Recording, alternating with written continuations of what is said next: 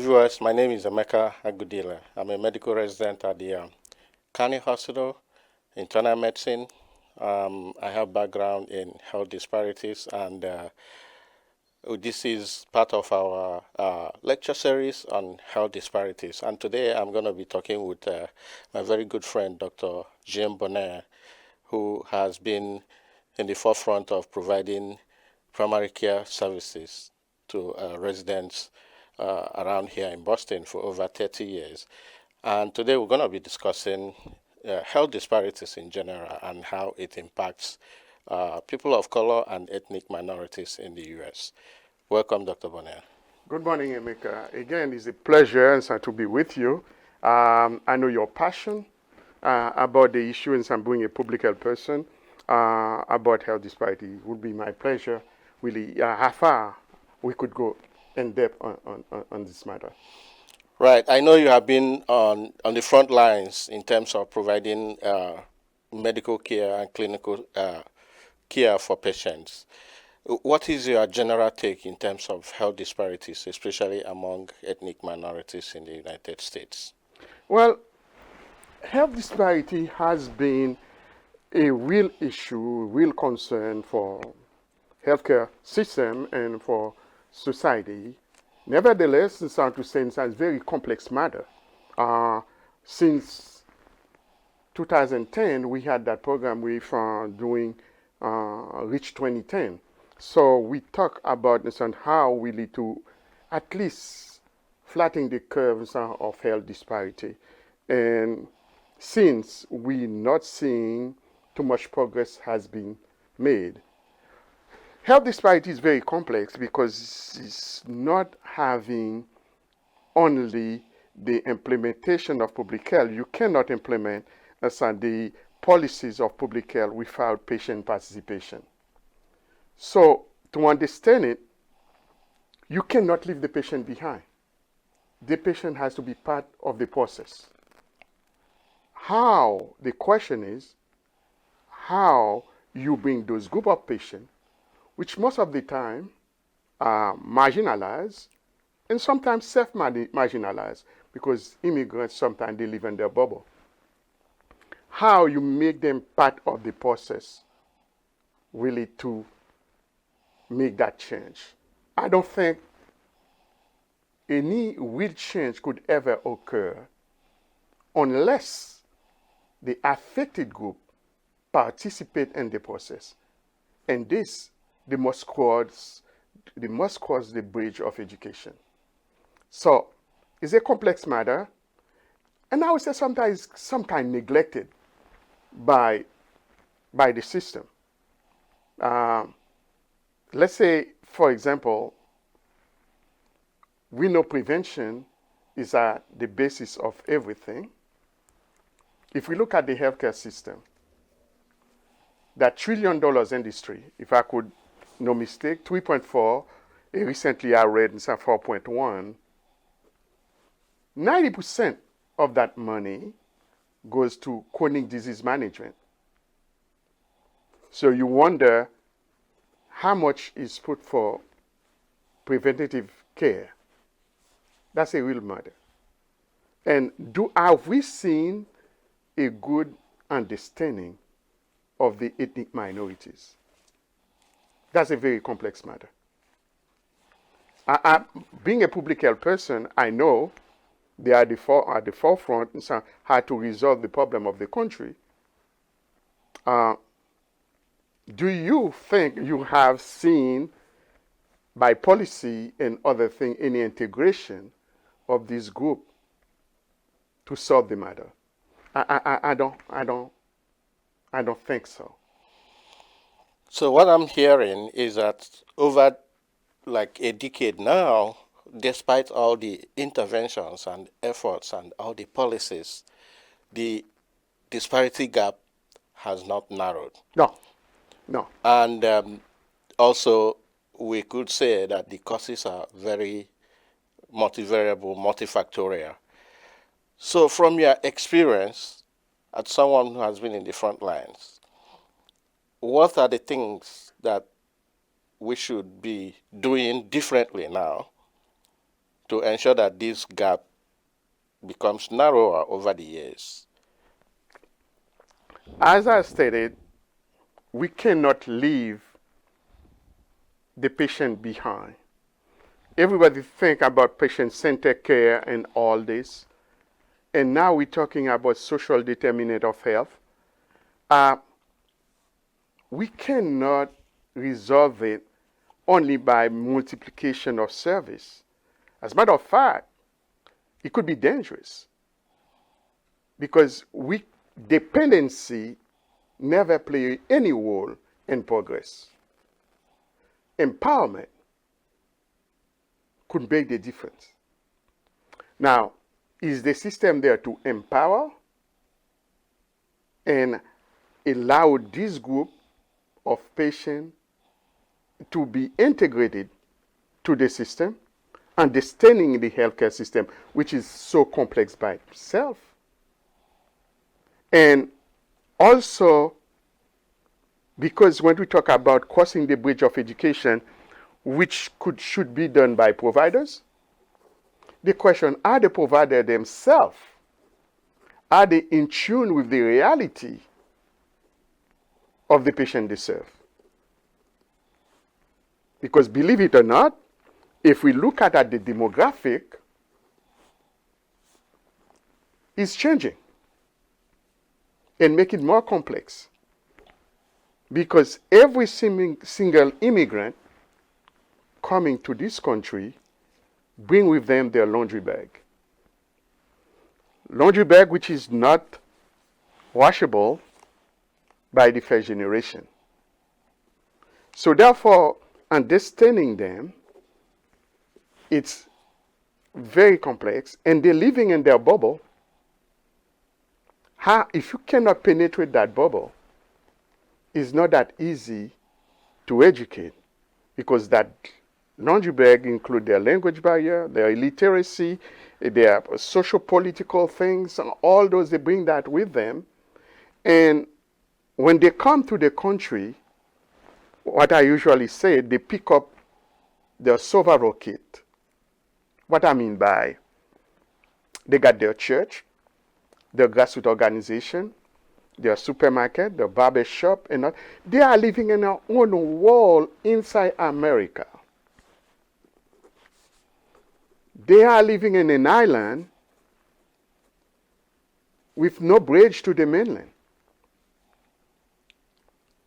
So therefore, when we talk about issues between people, those people and the policy that we have, those policies not necessarily reach out to those people. It's very complex. So I think providers, public health, and so have to step back, make an analysis of what they have there as tasks, which is, I believe there is solution to it, but they have to be part of the process. Interesting. So basically, what I'm hearing is that there are a lot of complex issues involved in this. I just wanted to talk a little bit more about, you talked about empowerment, for example. Empowerment means different things to different people. It means different things to the providers, different things to the patients. And you also talked a little bit about, how patients tap into the social network in their own environment. How does the empowerment and the healthcare system integrate into the social network system that the patient have at the grassroots level, at their own bubble? Is there any kind of connection or integration between these two separate systems, and how is that going to happen from your perspective? I think it's not that complex, not that easy. The question is the status quo, the power to be in the healthcare system, understand it the same way.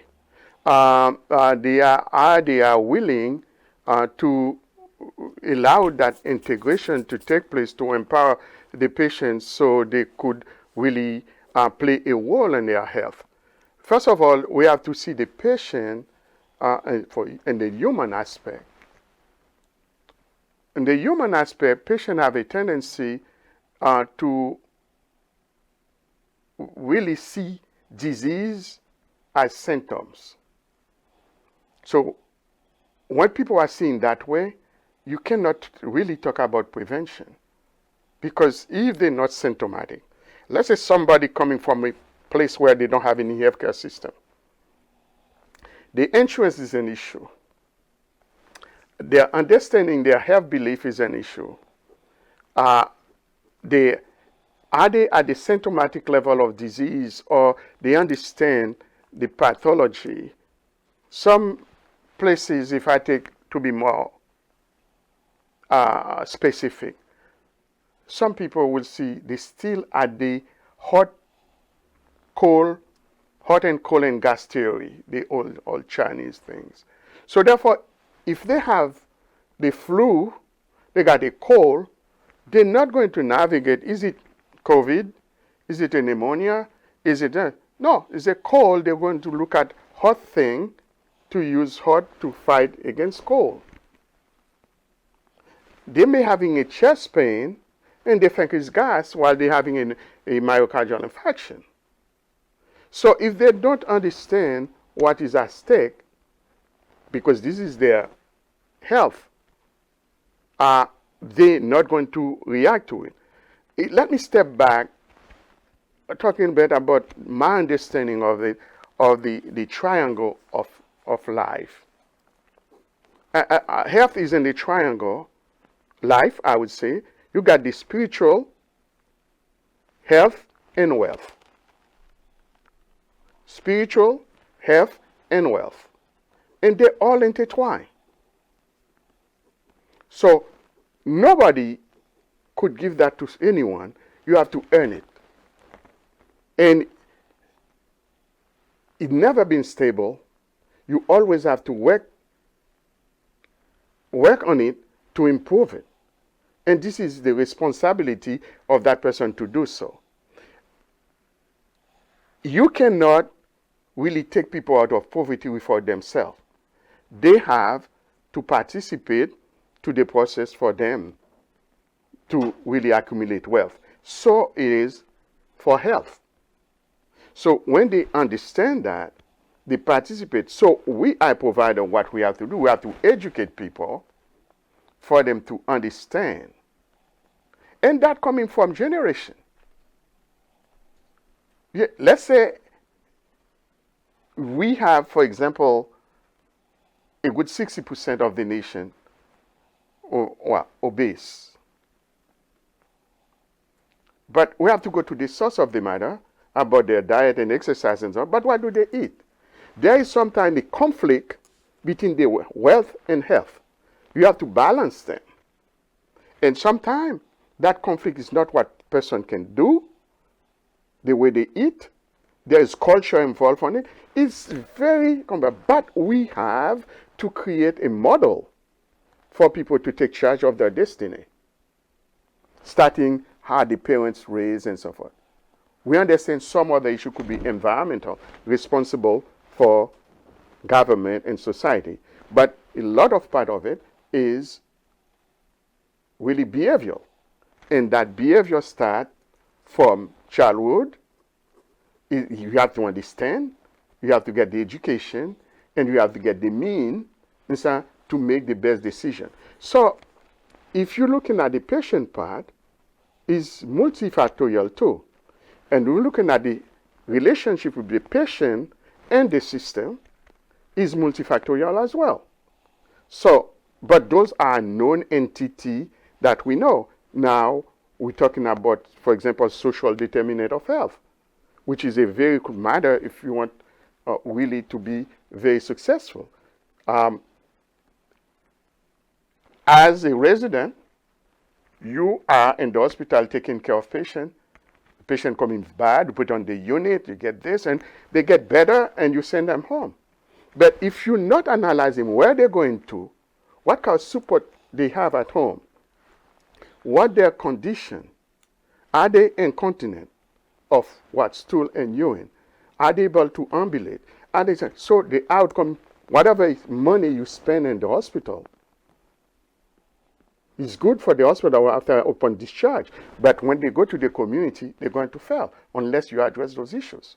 So it's very, I'm not saying complexity because you can understand it, but do we put everything as public health for those people to succeed? And I think we are in the maker of medicine. We know this, in the world, we are on top of the world on this matter. But I think we imply so much on the bio, but in the emotional, and the psyche, and other social issue, I don't think really we doing too good. We see the ramping in mental health. We see all those issues. And so they don't start from where, they start from below. Any disease don't, by the time you get the disease to occur, it takes substance at the beginning. So we know about it, how that causes it. But do we address it? That's another issue. Right. So in other words, you are saying that we need to go back to the grassroots. We need to address the social determinants. We need to do more about prevention, and this involves educating the patients. I know you have been doing this for a very long time now, and you're working with a lot of community organizations.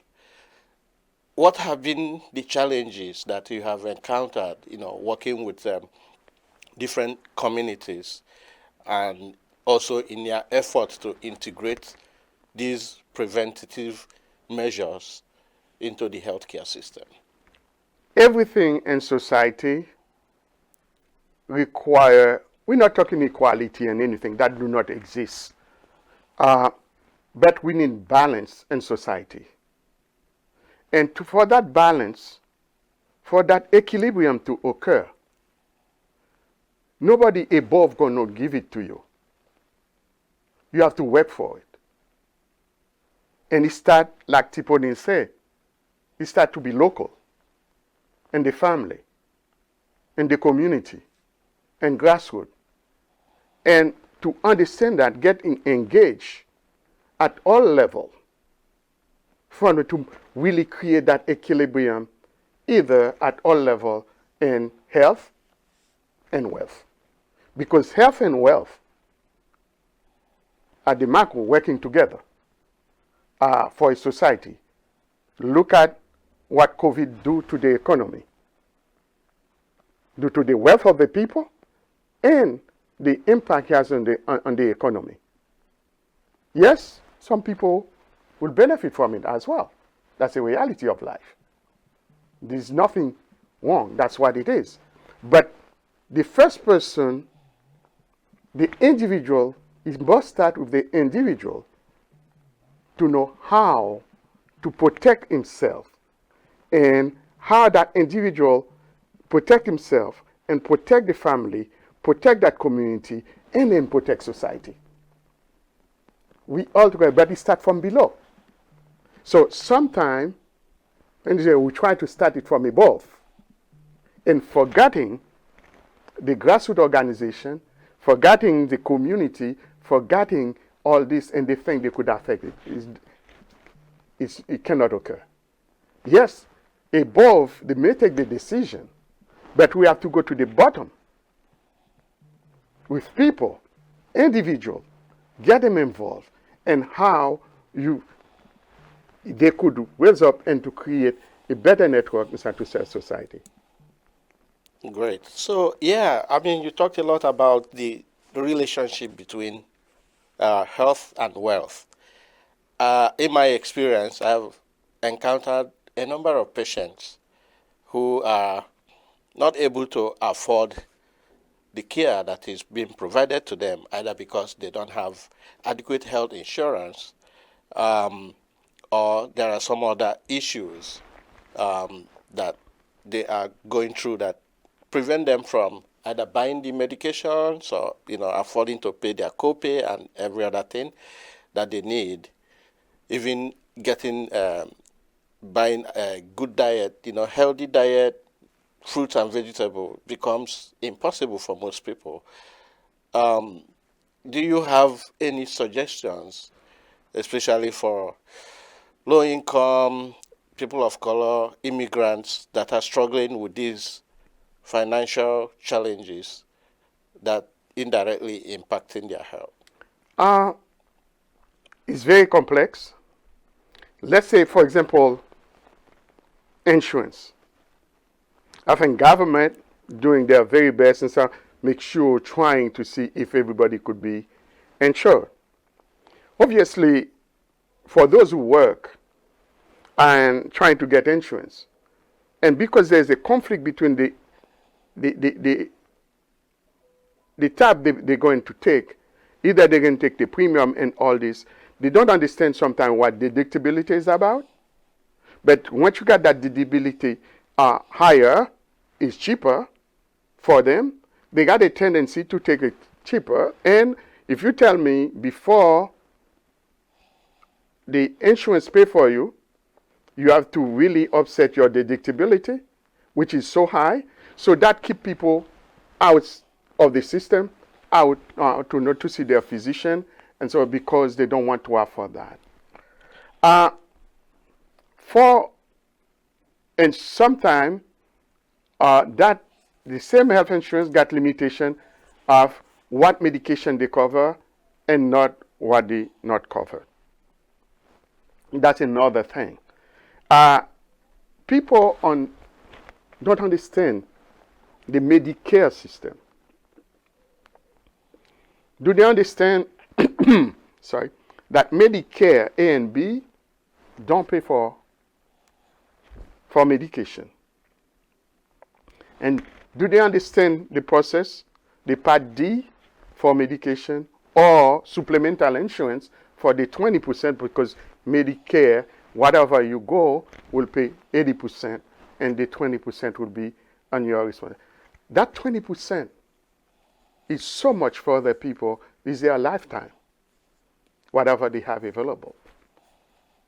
So government understand that if whatever you receive in Social Security or Social Security disability, whatever, if you are eligible, so you could have Medicaid. But some people don't even understand that. Even they qualify. The Medicaid not going to call you to provide that. You have to understand it. So for you to apply to have that Medicaid. There is so many, this is so complex in the healthcare system. For those, as I say, living in the country, those ethnic minority, as we talk about the living in their bubble, they're not really fully integrated to understand how the system works. They are marginalized and self-marginalized. So those are really deficit, those gaps to fill out first. Also, talking about insurance, we still have that dichotomy for those they have and they have not. This is because it's talking about health, which is, in this country it's talking, is it a privilege? Is it a privilege or a right? So that's another subject that we have. So the healthcare system per se is complex, but we are dealing with life, we are dealing with human being. So this need to be addressed. And unless you start it from bottom below, we're not going to be able to really make a dent or flatten the curve of that health disparity. So my experience, I've worked with quite a number of patient navigators. They call them different names in different hospitals. Mm-hmm. Some places they call them case managers. But these are people who assist patients when they come into the hospital, when they interact with the healthcare systems, to probably educate them on what kind of insurance they might qualify for. Have you worked with these kind of healthcare providers to assist patients? Because we know that patients, best place to catch these patients when they interact with the healthcare system, either they present to the emergency department or they were admitted as inpatients. But, helping to educate them on what they might qualify for and, what all these types of Medicare insurance mean and how they can, tap into these resources and help themselves out. Have you done any work to, see that ensure that this works for patients? So the social workers, healthcare managers, and all this, and so they are blessing to the healthcare systems, try to integrate those people and get this. But again, we're talking about barriers. There's some barriers. We're talking language, culture, and all this, and all this play a role between the provider. At this point, we talk about the social worker or the people when continuing care and so forth. And sometimes the new generation just coming to America, and they're the one they are on that predicament in that situation. So sometimes they are there, they're talking, but they're not talking. Because the level, you have to bring to the level of the patient for them to understand. Remember, they come from a place where what you're talking was non-existent. And also a place where you ask them to be part of the process. Sometimes they come from somewhere, somebody decide for them. It's a different environment. Some places you go, since the patient go to the hospital or to see the doctor at the last minute, because they're on the symptomatic level, it's not for prevention, they come when thing is already really way over the matter.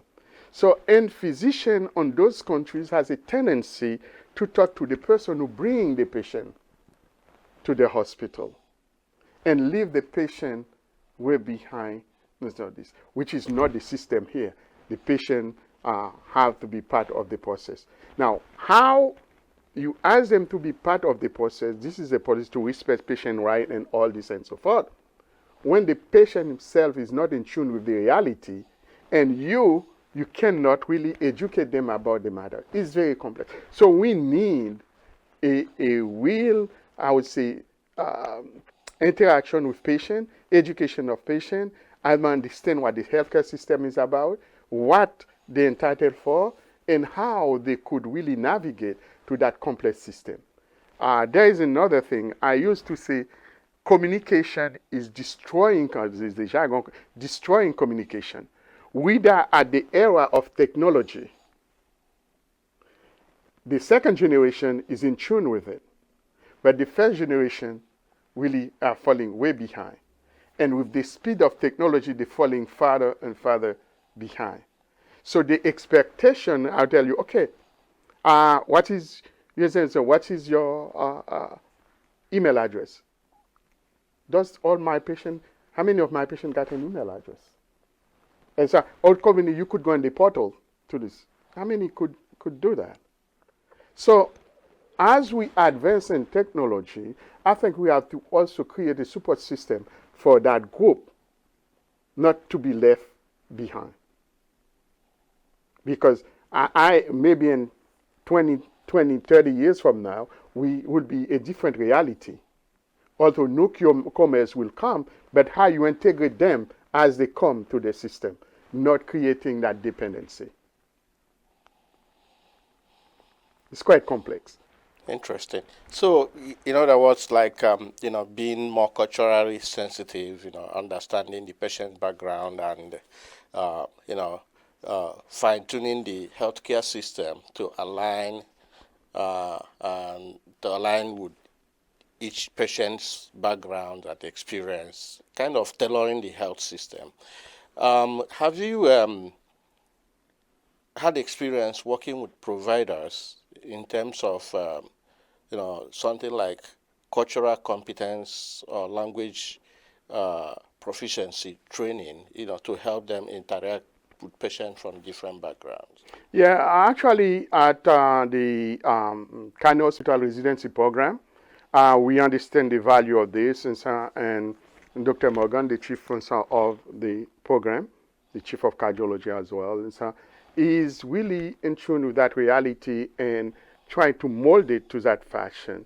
And some of the residents, as you know, go to my clinic just to be exposed on different culture and living the reality of outpatient medicine versus inpatient care.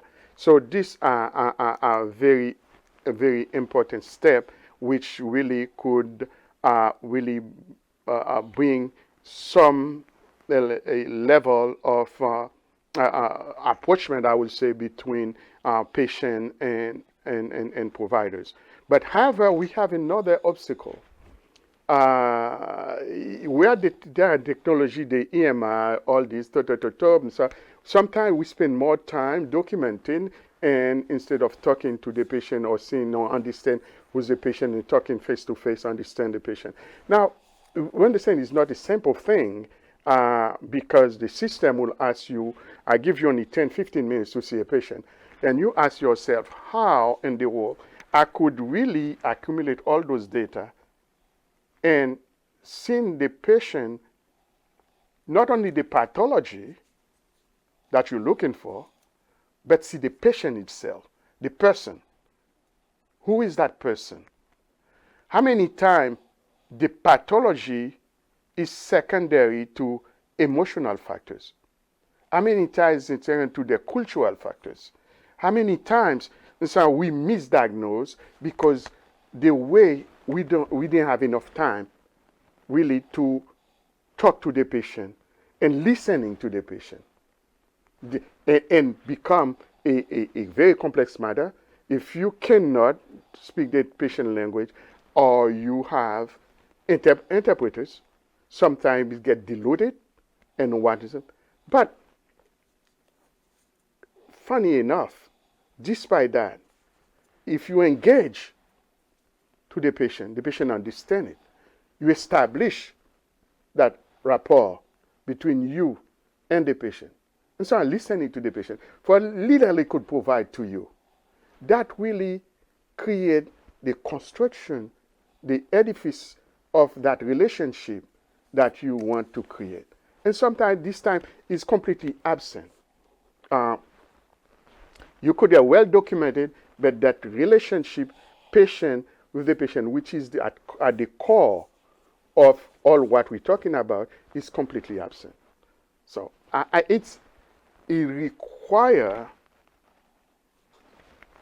require this to be studied maybe at medical school and residency program to understand that patient is a biopsychosocial entity.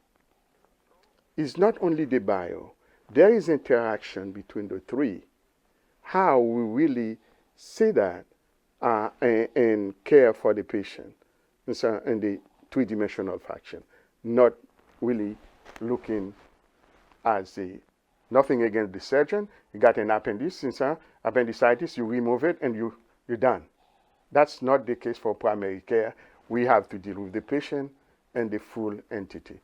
Obviously, you need complementary service. You need social service. You need other providers. It's a teamwork to be able to understand who that patient is and to be effective. So it's kind of multidisciplinary approach. That's correct. To caring for the patient. My other question for you is this. Do you have a system of following up your patients after the clinical encounter? Is there anyhow you follow them up in their environment, in their society, to see how they are doing in terms of the psychosocial aspect that you talked about? There is a relationship between the community and the clinic, wherever that patient is. That is sometimes missing, most likely for community institution. Sometimes, yes, you use your EMI, you note and support relationship calling, and also keep interest, follow-up. Education must play a role. Sometimes understand you cannot educate quickly doing that, but we have to create a model to follow up and educate, to reinforce, either for compliance, either for understanding the medication, and all what thing they don't that get used to, how you get them into this. But I think it do not work only at the clinic. What we are doing here today is because source of reflection. Because those who are outside in the community, those of you who are listening right now, must really ask them a question: where do I fit on this? Is really this matter relevant to me or to my family, to my kid, to my this? Because at the end, it's not when you go to the hospital the problem starts. The problem always exists there. It grows before it explodes. It's like people with coronary disease. They don't come overnight, they get a heart attack. Things has been built up endoendothelium. It's been built up subendothelially. It's been built up.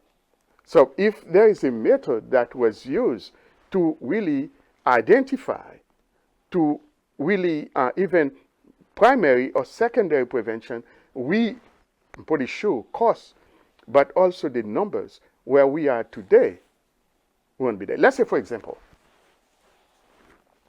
we know actually, which is another discussion, we have about 37 to 40 million people with diabetes, which is the entry door. We play a great role in the leading cause of death in coronary artery disease, including hypertension, dyslipidemia. They are dealing with it. Good medication on the market right now. We know that 50% of people with diabetes, for example, will get coronary artery disease, and so we're going to get 35% probably will have a kidney failure. But now, the academia and corporate are working together to come out with best medication, how we could really maintain the disease management. That's great. But the caveat is we have 96 million people coming with prediabetes. What are we doing with it? And amongst those, 84% of them don't even know about it. And unfortunately, most of those people fall in the ethnic minorities. So, it's mandatory for those of us, providers, who have the chance to understand the multicultural facet of it, all those different barriers, you understand that. It's up to us to create. It's not that people sometimes, academia cannot say, oh, I'm ignorant. It would be, the sky will be falling if academia say that. Because they're responsible to legislate, to do everything. But part is very complex. So it requires that layer of society, ethnic providers, to really get engaged. Because we're part of the bubble too. We're able to penetrate the bubble.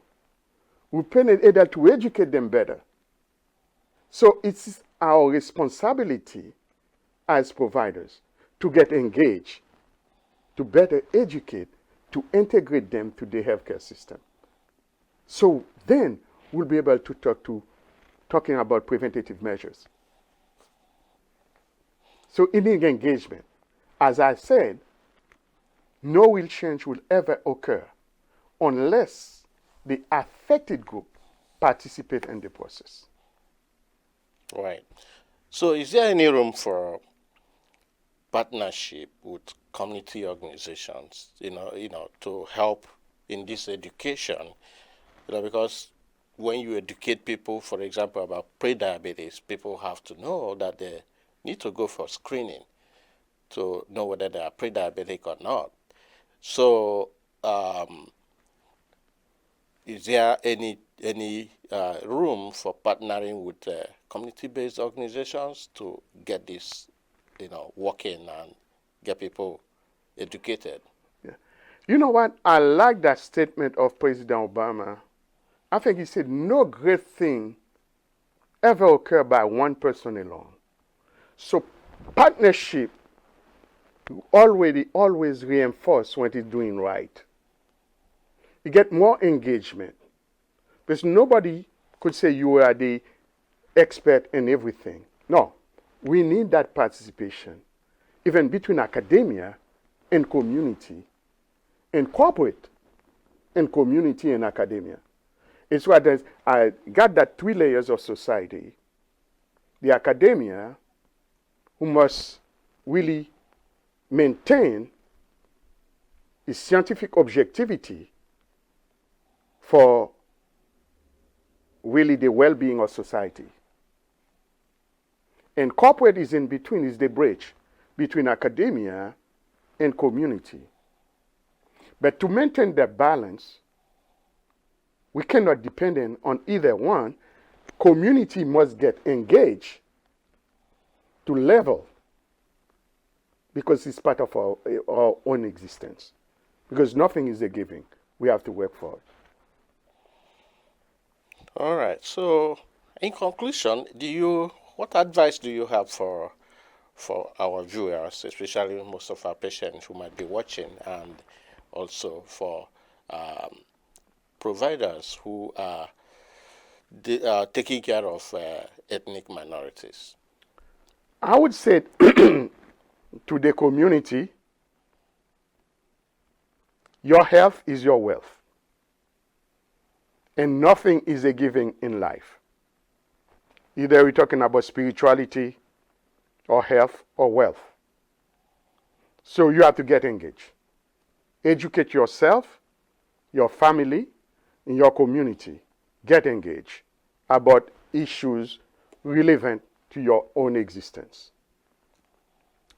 And I will welcome this partnership between